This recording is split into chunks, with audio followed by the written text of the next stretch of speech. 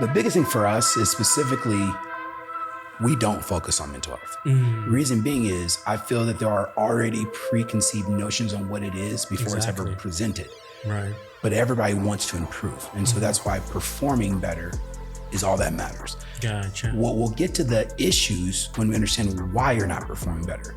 And then dig in, and then we'll uncover the mental health. You're going to be replaced by chatbots and robots and AI. That's going to happen. Yeah, that the is adoption is going to be up and down, but that's going to happen. It has to. The biggest thing that, again, with all the research everyone can do, I'm sure you probably know the demos yourself, we don't have enough professionals to meet the need. Right. Period. And it takes time for professionals to get the certification education, which means the need is getting bigger and bigger because the deficit is getting bigger and bigger. Right. So we have to automate.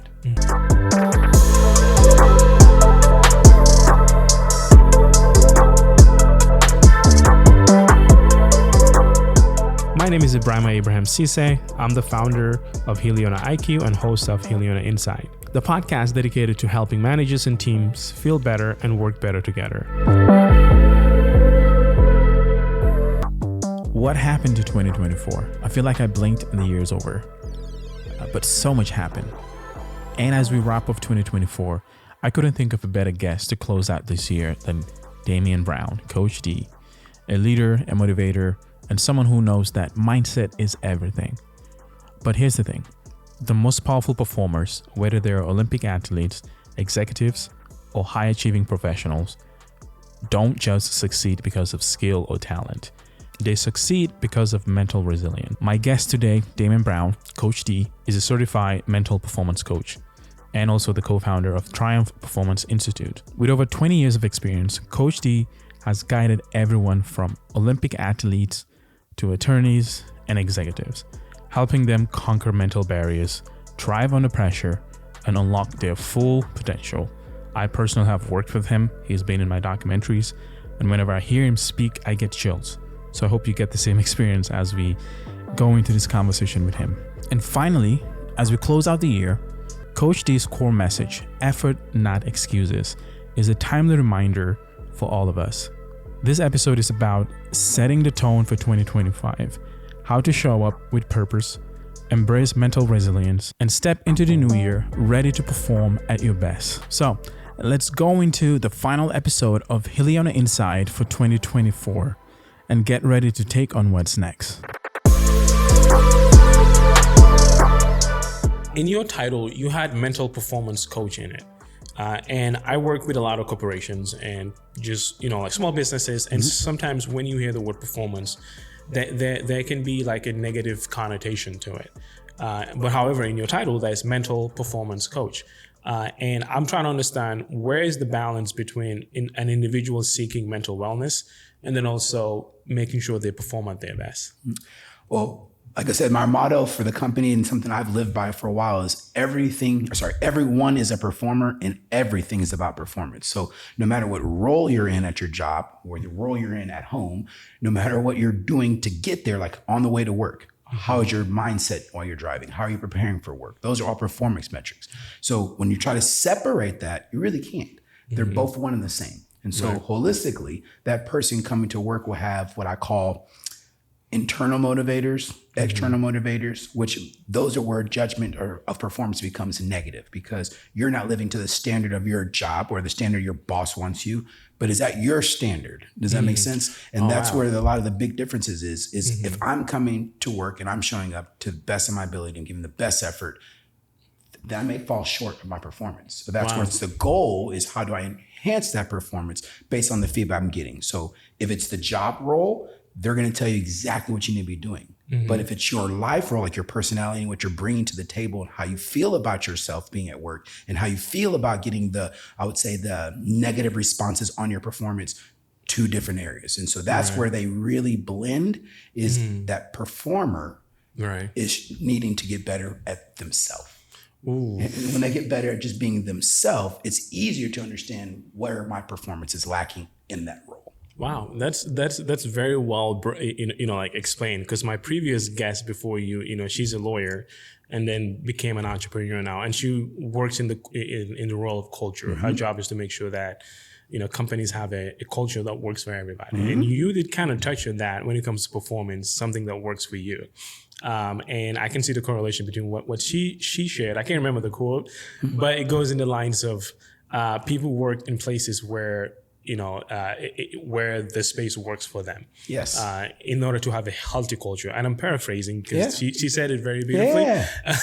but like to your point, as a performer, in order for someone to perform better, they have to be able to work in a space that works for them. Let's say, in the context of, because I know you guys work with a lot of lawyers, when it comes to working with that example, lawyers, like how does that look like?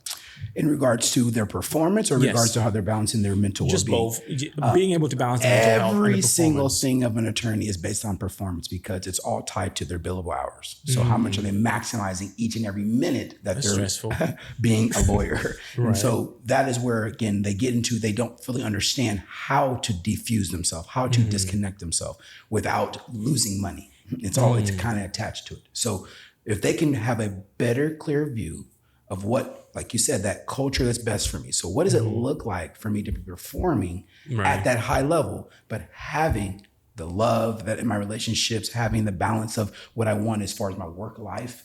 Those are the things that matters. Do they have a clear idea of what that looks like to see if they can actually even produce it? And if they can't, then they got to come to the reality, no different than some of our athletes. Do I really, really, really want this job at this firm? If there's another opportunity at another firm that may be better, or do I need to be a private practice so that I can control my well-being? Right. And it just depends on what their goals are. When it comes to performance and lawyers, winning cases is one, appeasing the people that are your clients, your bosses, your partners are another two. And then the third thing is your personal career. Like, what are you personally wanting to achieve? Is it the money? Is it the status amongst other lawyers? When they clearly identify those, then they can have better balance, which helps them perform better. Huh. And then, you did share like the things that they want when it comes to what are they looking for. And I know that there can be a little bit of issue when it comes to individuals identifying with the things they do. And I know you also touched on just them, looking for spaces that works for them when it comes to performance. But where is the balance of making sure that they're not over, performing themselves and then building their entire existence on that performance? That's one of the hardest things for them because they're very much like all athletes, they're competing. Right. And they also have status quo because, again, if you lose cases, sometimes a loss is actually good because how much did you lose us? How much did we save from not taking on that case? And that's what they would call like a nuclear verdict. And so holistically for them is if they really identify what would a balanced me look like in the midst of an intense trial. Because it's not going to be the balance that I would say outsiders would view as, well, you got to take more time off. No, maybe it'd be, I got to take 5 minutes out of my day to go call my family. It may be something very small, but it's more productive for me on that side of the house versus what's work. Right. And as we're explaining that, my mind goes to work-life balance. It's something that I have, issues with, I don't necessarily believe in work-life balance. I know it works for some people, but it doesn't work for me. To me, what works is like, I have my work life and I have my personal life. When I'm in my work life, I'm in my work life. When I'm in my personal, the same.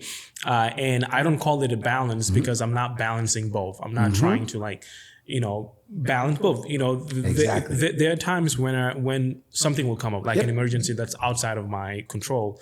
Then I'll maybe, leave one environment to go to the next environment. And I try to make sure that when I'm out of that, my mind is completely out of that and then goes into the personal, sphere. And I know that's hard for a lot of people. You as someone who's a performance coach, you like work with athletes and you work with, individuals and also lawyers. When it comes to work-life balance, what's your own take on it? Like you said, not everyone's definition of it is true balance. What it is, it's an understanding of what my objectives are and having communication to those that it would affect. So for an attorney, for instance, I know that this case is going to take up all of my time. I know as an athlete, I got this run for the playoffs, so I'm going to be focused on that. And so that's why putting everybody else on notice hey, these are my objective, these are my goals, these are my limitations. So they're a part of that versus being something you're trying to fit in. If that makes sense. Is when you're fitting in, it's like, I'm not doing enough. I'm not doing enough. I need to do more. But if they're communicated to on those standards, those boundaries, and those limits, then it's flowing together, and that's balance versus actually being a giving take type balance. Right. And I'm going to double back a little bit. So when it comes to like managers, this is something that I've noticed on a personal level whenever I work with companies. I see a very common theme where, like manager A and the rest of their team are so different from manager B and the rest of their team. And mind you, they're all like working on one company goal, but the goals of every individual is different. On a management level and also on an executive level, there's a lack of communication. And you being a performance coach, I know how much performance plays on or the pressure of performing on each and every manager when each manager's goals don't align with the next door manager. Like, how do you balance that pressure of knowing that you have to perform, but then the team doesn't even align with the manager or the executive team? You have to start over. Because not every plan, no matter how thoughtful it was, is going to be the right one for the solutions you need. And so that's where each company, each manager should really take an assessment of their department, their people, and really take that into account versus this is the way we do it, this way I've been doing it, because that most times doesn't work. Things should be more organically created with the team you have. Right. And the reason why I asked that question is because I know you've coached like, athletes on like, like high school athletes to like Olympians, and you've also coached with like executives. And a question that I have is like, what's the, like similarities in all those different, like individuals in different cultures, different background? What's one thing that they all have in common when it comes to performing at their craft or at their sports? They all want to get better, and they're all on their own way. Right. That's it. Different ways out of that shape, but that's it. I'm in my own way right now, as you said that. Everybody. I was like, oh, okay, yeah, I need to work on something too. I tend to find myself in my own way a lot. Before we started recording, I shared a few things which I learned I was in my way. But like, how does one identify or be able to know that, oh, I'm the problem? How can I get out of my own way? Definitely talk to us for our assessments. That would help you. Triumph. But other than that, I think that really taking a personal assessment on what I call like some simple questions. What makes me happy? What doesn't make me happy? Right. Where do I want to be? What stopped me from getting there? Where have I been? What put me there? There's just taking simple questions on reviewing where you were, seeing where you are today, and defining where you want to be next. Because there's a message that's in that. And that story is the story you need to see, but then you also need to find, how are you telling yourself that story? Are you beating yourself up in that story, using this as the ammunition why you can't succeed? Or are you using this story as the fuel that's going to fire you to the next level? But if you don't really clearly identify your past, your present, and your future, and put that story together, you're going to miss the mark. Right. It's like being able to identify who you are. It plays such a big step in just growth in general. And again, thank you for being here, because and one of the reasons why I wanted to have you is because I've been talking to all these executives, and now I'm talking to you, who is an executive of his own, but you're also a coach. Yes. You used to be an athlete, and now you've decided to dedicate your like time and services to help other executives to not fall in that in the crack of burnout. But yeah, so I do want to talk about just you saying that everyone is a performer. Yes. I'm a dad, and my son right now doesn't care about sports at all. He and that's just my own selfish goal. I want him to play sports, but most athletes. I'm trying to be a better dad or better manager, and just let him grow in his own sphere, which he likes Legos. I'm just like, what a nerd. I'm just playing. He's cool, but he builds Legos and all this stuff, and I try to support him. Yeah. And then in that same example, in that same context, in the corporate world, every now and then you have managers that are great like that will actually meet the employees where they're Yes. at. However, there are some managers that cannot do that. Yes. To your point of performance, they want to apply their own performance. Like in your own, like professional expertise, how do managers balance that to make sure that they're not just forcing their teams like their child, go do this because this works. But then the other example is how do you work with people and then meet them where they're at?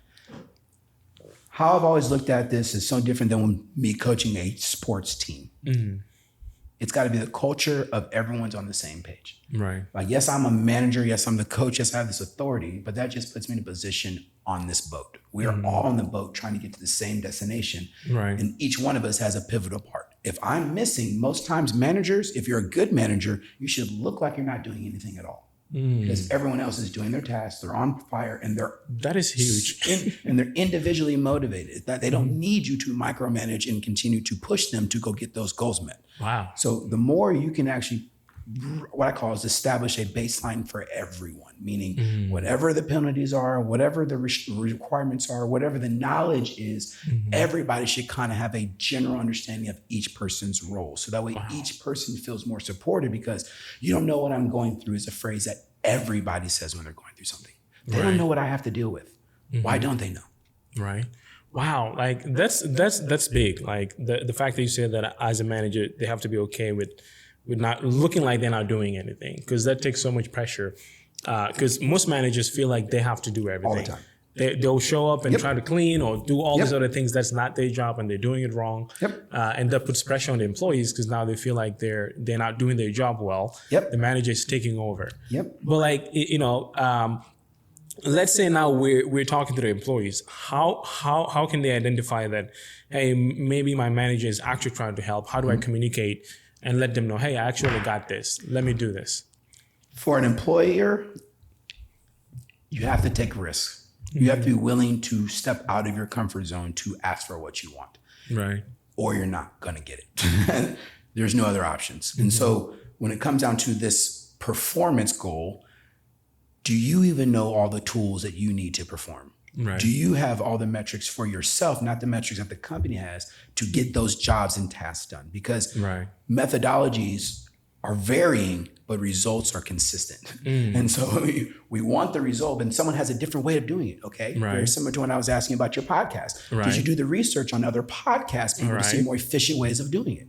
And I think that a lot of people that are in employment positions get in there because they got the job, but are they really equipped to do the job most efficiently? Right. I don't think so. I think that they get the job because they need the job. The employer needs them. Right. It's not necessarily I came with all of my bells and whistles. I came with all the I's dotted and T's crossed to make sure that I can do this job. Right. No, and I have this personal quote that I just like came up with a few weeks ago. And I start saying, company culture begins at the job description. Because to your point, people are getting hired and they have no idea what to do. However, if your job description does a better job of telling that story of what the employee should or would expect, I feel like they'll be a better performer, and that can help them just navigate the company culture. I would agree. But yeah, do you have any feedback on that? Because it's a new quote that I'm I currently love that quote, actually. building an entire talk around. Because I read a lot of job descriptions, and I'm like, I don't even know what this is. It's just a bunch of fancy words that have nothing to do with the job or the company sometimes. I'm like, what's your take on that as someone who works as a performance coach? I think the best is the SOPs. Put it actually in the description. This is a day in the life of looks like this. Period. That's huge. Because then or very similar to what we used to do back in the day with what do you call it? Apprenticeship programs. Right. You had some on-the-job experience before you actually took the job on. And so that way, if you can really get in the trenches and the weeds to really know what the ins and outs are versus just what that description says. Right. For sure. And I just had an idea. I think job, the first few, interviews should be a podcast. Yes. Because I think that'll be good. Because I feel like you can know so much about someone when you talk to them on a podcast. Imagine being a new employee and you get to be in a podcast with the CEO and you just ask him as many questions as they can, and then vice versa. They can ask you that question. Think about this. I don't know if you've ever been to like a Cisco or those places that where if your company has food and you're going to buy bulks of food, they give you taste testings. And essentially they'll walk you through the company and show you the departments. Like I remember going to even go to the brewery, Casey Brewery here. They're going to walk you through the thing and they're going to show you how everything works. Right. Why don't we have tours that explain departments, explain these things? Because that would give you more of a sense of, hey, in this department, this is the things that they do. This is the local areas, and doesn't have to hire you. And that could be a position of someone just paid to tour people that are going to look to get a job. Huh. No, like I think this is a good idea because I actually had a meeting, and I'm going to say the name of the company because I know they have a lot of work to do. But I had a meeting with Black and Veatch, and I was walking, the building, and then the guy that I was with, I just asked him what department it is. He said, "Oh yeah, that's the whatever department." I can't remember what he said. I'm gonna say, "Oh, let's go say hi." He's like, "No, I've never talked to them." I was like, I was like, "Your desk is literally down here, and you've never talked to this department." Yep. And he's like, "No, I have no reason to." And I was like, "That is zero connection that's happening within companies nowadays." Yep. Because again, people are either like onboarded with no, SOPs of what to expect. They just go in and then they're like, "Oh, I'm here to work and go home." So they're not giving feedback. They're not sharing where they're at. They're just getting the paycheck and going home. It's not their fault because that was no expectation set. But yeah. So as a leader, what can they do? When I say leader, like on the executive level and the manager level, what can they do to be good at making sure that connection is being established across the workforce? I think that kind of similar to you said as far as a podcast, but it's more of a meet the founder kind of thing. Even if it was a 5-minute phone call with someone that's hired in certain positions, just because it ties them to value. Right. Like the CEO of the company is talking to me, this level of employee, that just, like for instance, when I was at University of Tennessee, I came in there as one of the latest recruit persons they had. Like my goal was to earn my scholarship in the spring because I was so recruited so late. But Coach Phil Fulmer was down there in the morning saying hi to me, knowing my name every time he saw me, introducing himself or interacting with me. And I'm not the big recruit. Right. So that alone made me work harder. That alone, just the connection that person had with me made me feel better. So even if it was a generic email that had their name in it as a video saying, "Hey, I just want to welcome you to the team," those things go a long way. Right. They really, really do to touch those people when you're such a high up person. Right. No, like the entire concept of this podcast is to basically help, the leaders on the executive levels, the managers be more active in their roles, and then also give them tools and also tips from experts that are teaching those tools and then basically help them build the connections and have those conversations within their company. So again, I'm going to say thank you again because you were giving me a lot of feedback based on how I'm even like navigating this corporate workspace. But yeah, so I do want to talk about your own personal journey because I know you just touched on playing sports. Do you mind sharing a little bit as to like how you navigated the sports one now in the business of like startup world? Well, sports to me is like, there's no greater level of individual achievement when it comes down to pushing your ability. You're going to constantly be pushing your nutrition. You're going to constantly pushing your sleep, your hydration, your intake for food. You're going to constantly be regulating everything that you're doing output wise because I got to be giving the best or I'm going to get beat. Right. So just the being comfortable with competing with yourself and competing with others, to me, is a foundation that every person that is living needs to learn because that's why we have so much suicide and death rates, because people don't know how to compete with themselves, let alone compete with the externals that are pressing on them. Right. And so when I think about just being an athlete going into the corporate world, you're just now competing in a different realm, but the habits, the behaviors, the understanding that you can when you don't feel you can't, and you didn't believe and your body wanted to quit, you still did. Right. Those are unmatched lessons that a lot of people that don't go through sports will never have a full understanding of their full capacity because they've never pushed themselves to an extreme. Right. No, like even me back then when I used to work as a, like an employee, which was years ago, the fact that I played soccer pro, a lot of, like companies find that as a huge skill. They're like, oh, wow. Which position? Like the whole conversation would shift to like something, completely different. But like, as an athlete, how did you end up being, a mental health coach? A mental performance coach from a former athlete. So after being an athlete, graduating, I ended up starting a basketball company, and then turned into another basketball company, and COVID happened. And so when no basketball, no gyms, no rims, no players, you have to pivot. And so I was already on a path of learning sports psychology because that's like the next level of development. Right. I've worked on NASM's corrective specialist, NASM's personal training, national performance enhancement specialist. I've done all of the certifications for development. I've done all the skills training for a sport. This was the last piece. And then now when you look at the mental, that's the foundation for everything. I don't care what your output is. How you're thinking about it determines what that end will be. Right. And so that was an easy transition to go from sports to business because now everybody that, again, is not an athlete, these are their arenas of competition. Are they going out there and being the best real estate agent? Are they going out there being the best first responder? Are they going out there being the best front desk person at McDonald's? Or the service manager at McDonald's? So those are metrics. Those are measurables. Those are performances. So I love being able to take the skills that sports give, but more importantly, the metrics of pushing thyself and learning what you can and can't do and working with others to the business world is so seamless for me in my mind because there's no other things that connect outside of maybe education. Yeah. No, like, I've known you for a while and I've seen you do your thing and I can say firsthand, you were probably one of the best like mental performance coaches I've ever met. Just the way you deliver things, you were in my documentary, and that video, I haven't even published it, but it's like just watching your segment during the interview. I'm just like the way you talk about mental health as being a foundation to like grow, to like performance.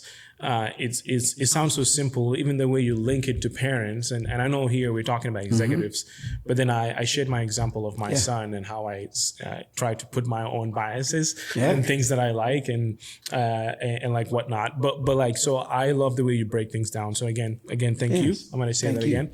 But yeah, so I know we're going into the holiday now. And when it comes to managers and leaders, some of them are not meeting their KPIs. Like some of them are afraid of like the year is ending and I haven't delivered.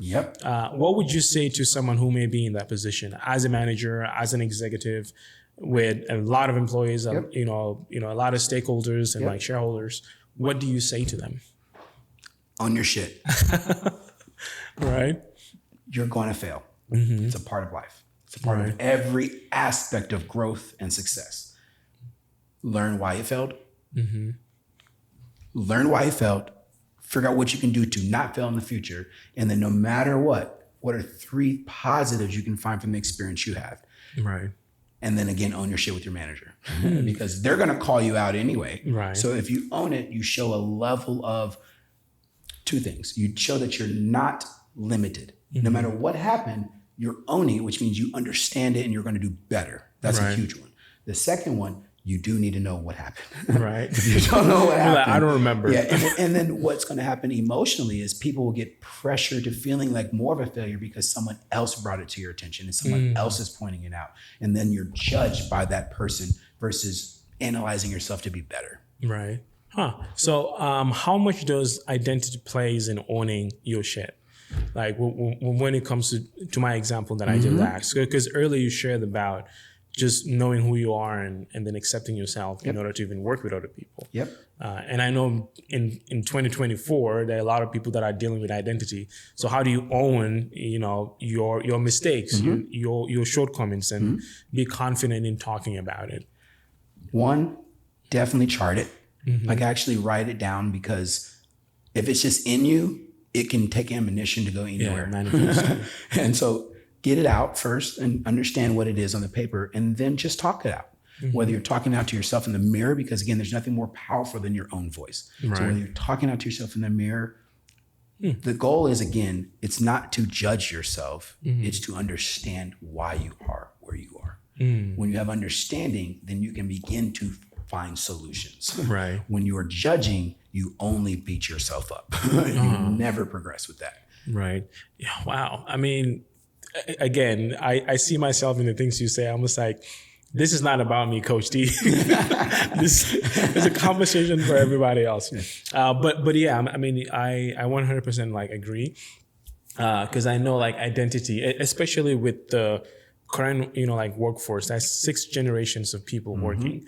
And we're so different, and we're so like segmented, and also so siloed. Again, I'm saying all the words that I can know to say lack of connection.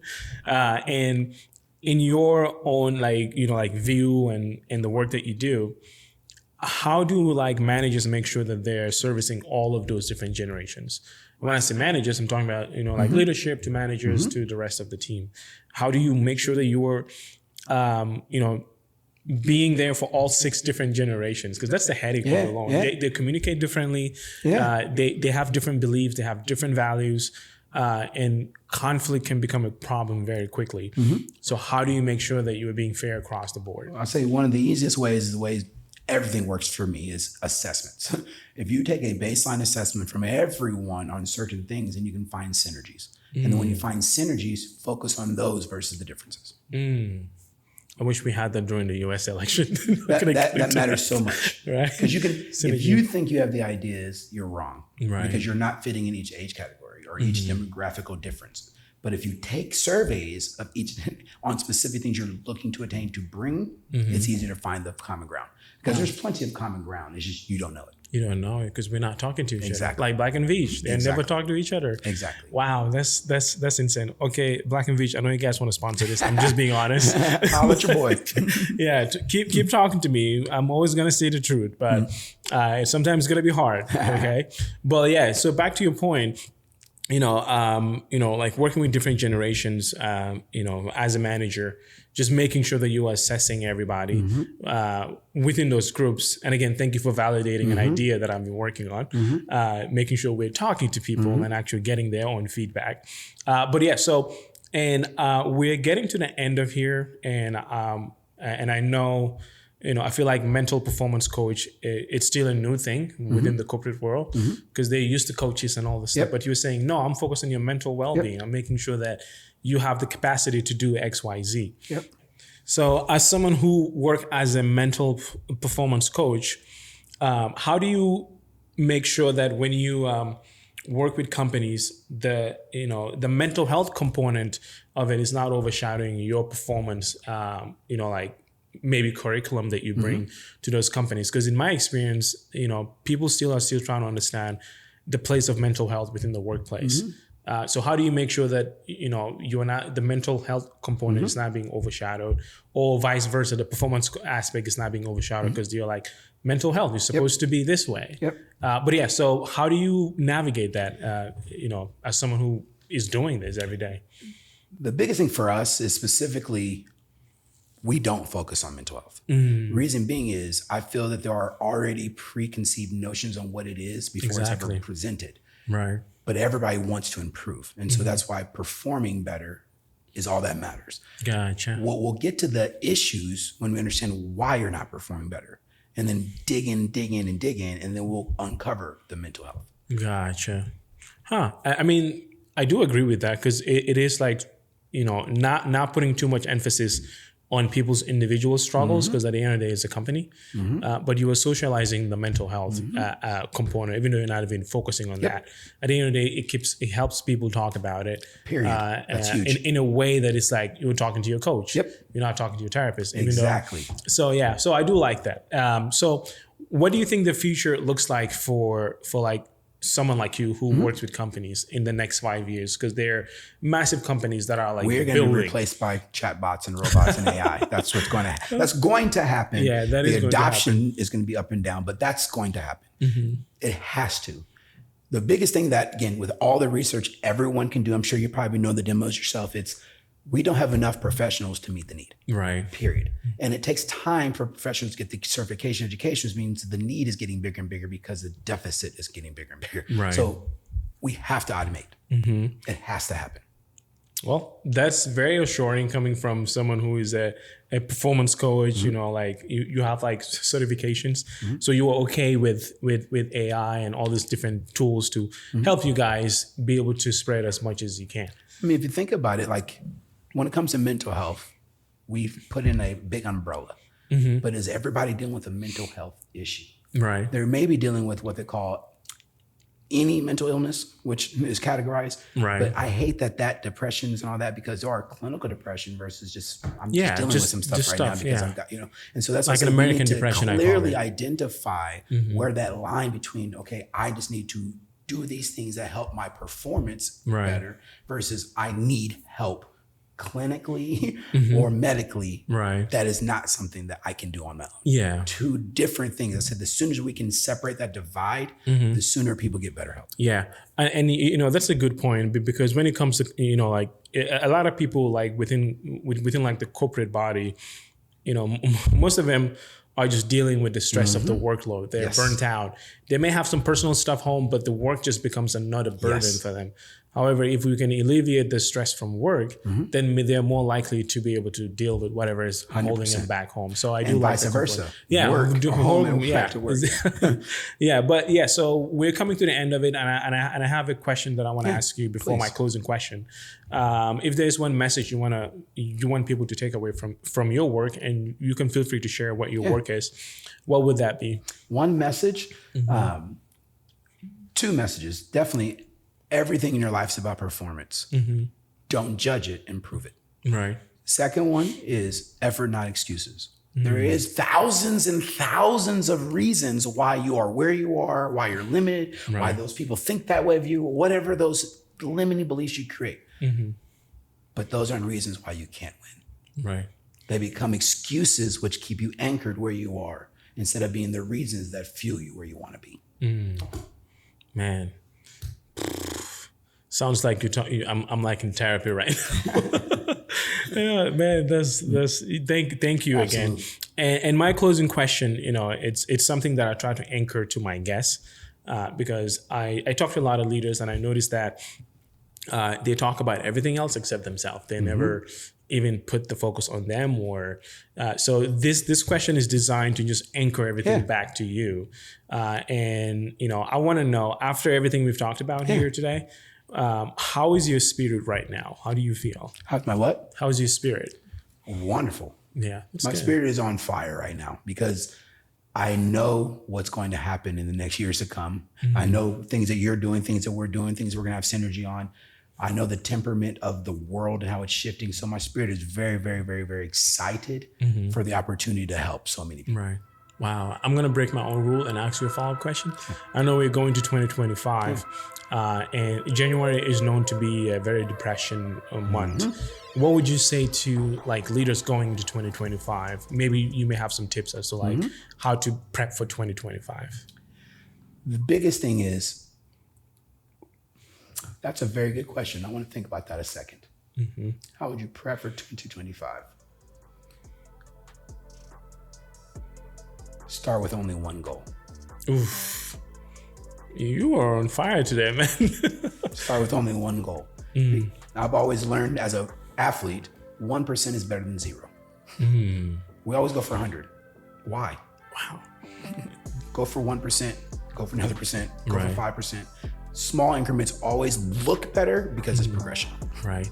Wow. And the reason why I react the way that I react, because I talked to a therapist before you, and then she said just take one word into 2025, and my word was just being present. Yep. Because I find myself not enjoying what I'm doing, and by the time I'm at the finish line, I realize, I don't even remember what I did. Everyone else is celebrating, having a good time, but I'm not. So my word going 2025 is just be present. So thank you for the connection there. That's powerful. Again, I know I broke my own rule, but I felt like I needed to ask you that. And again, thank you for being here today. I appreciate being here. Thank you for having me. And I look forward to season 2, which will be a video format. And I hope I can have you again. Yes, anything you need, my man. Yeah, thank you. Thank you, world. And in closing, I want to share a message of hope for all the frontline managers and future managers out there. Think about all that you are instead of all that you are not. You are capable, brave, and significant, even when it feels like you are not. You face countless challenges but remain resilient. You've been hurt, yet you still stand proud and smile for your people. Embrace your journey cherish those who uplift you, and remember, your worth is defined by the kindness and strength you show yourself first. Your imperfections make you unique and resilient. Keep shining because the world needs your light. Thank you for listening to Heliona Insight. Until next time, keep inspiring.